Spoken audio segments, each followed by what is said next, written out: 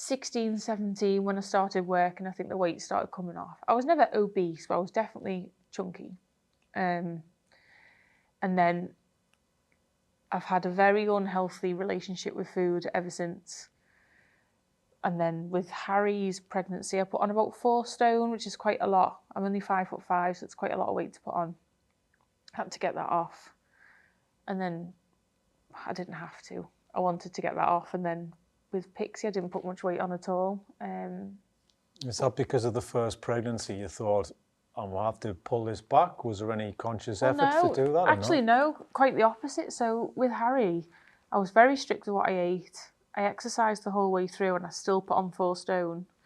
So with Pixie, well, I thought I'm going to put it on anyway. So I just relaxed a little bit and didn't put on anywhere near as much weight and was a lot more active. So I think that I don't think there's much that the mum can do. I think in terms of weight gain and pregnancy, I think it's going to happen or it's not. And that shows with my 2, I think. I mean, what's it like as well to kind of give up? You're athletic and you put a lot of time and effort into this. Yeah. And then all of a sudden the weight starts coming on and we've all got mirrors. Is that a hard thing to deal with? I'm guessing probably not with yourself because you've got a good positive attitude about it, but with the past and you're talking about unhealthy relationship with food, did that impact your life at all? Yeah, I get very, very image conscious about my weight specifically. And I remember crying one day. I was really upset, which looking back now was absolutely ridiculous. I was so upset. We were going to do a half marathon, me and my partner, and I put my clothes on and I just felt awful. And we were driving down to the race. I was in a foul mood. I was upset. I was short with him. And I remember him saying, he was like, well, just don't do it then. And I was like, well, I haven't said that yet. I haven't said I'm not doing it yet. And I think he said something like, well, straighten your face then. I was like, that got me a little bit pierced. And then when I got there, I did the race and completely forgot about it. And then I saw the race photos, and I think they're very good for like a memento of an occasion, but they're no good when you're somebody like me that's really image conscious. And then I saw myself a couple of stone heavier than what I'm used to, and I felt like I was falling out my top and my shorts and whatever, which is silly because I should have looked at the photos and thought, look what you're doing, look what you've done. Not many people do that, but I didn't.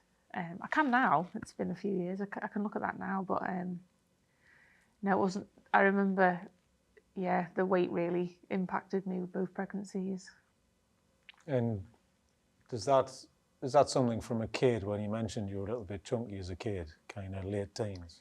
Yeah. So what changed in that? Because it sounds like you were active. So is it just typical, I'm out and about with my mates, I'm eating the wrong things? What is that? Do you mean why was I chubby? Yeah, kind of. Did you change anything? Because you said it started to come on later on as a teen. No, sorry, I was always chubby. And then about 16, 17 when I started work, I think I started to slim. And then maybe sort of early 20s, I really started to slim down properly. So when were you self-conscious about this as well? I'm intrigued to kind of know. I used to get called fat quite a lot in school. And then I can't remember. I don't think it really bothered me in school, but I remember going to the cash point when I was a little bit older. And there was a cash point near my mum and dad's. Like I say, we lived in a village, and there was some graffiti down the side calling me fat. And I was in my 20s, I think, and I had my boyfriend with me, and it was about me. I had my name on and everything. I remember reading it and I was gutted, absolutely gutted. And it must have been there from when we were in school. The cash point was right near the school. But things like that stay, don't they? Because you're still quite impressionable, I reckon, when you're sort of 20 odd. Well, body image is always a thing, though. I think we have it now. I mean, body dysmorphia is a huge thing. Yeah, you can't win. You can't win. You lose weight, you've lost too much weight, you're too thin. You put weight on, You know, someone will mention it. Why they mention it, I don't know, but you can't win. Do you get people mentioning it more because you do triathlon or anything like that? Is there any relationship to that? No, to be fair, the people that don't mention my weight are probably people in sport. I get a lot of, you know, shut up, you're skinny. I haven't instigated that conversation or anything. It's just an observation you've made, and I don't really agree with people saying things like that to other people, because like me just meeting you here today and we're just talking about, you're like, oh, I've just got a salad for my lunch, and me just randomly going, why are you eating salad? You don't need to diet. And well, that's not what we were talking about. And it's not people in sport that do that.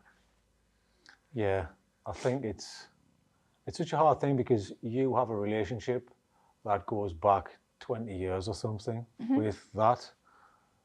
And when you became self-conscious about it, was that obviously clearly when you're getting older teenagers, early 20s and stuff like that? Does that change what you eat? Does that change your eating habits or anything like that? Was there anything in that? Yeah, I've got a really unhealthy relationship with food. Are you a kind of weighing things out person? Yes. I weigh my food. I stick to the same foods all the time.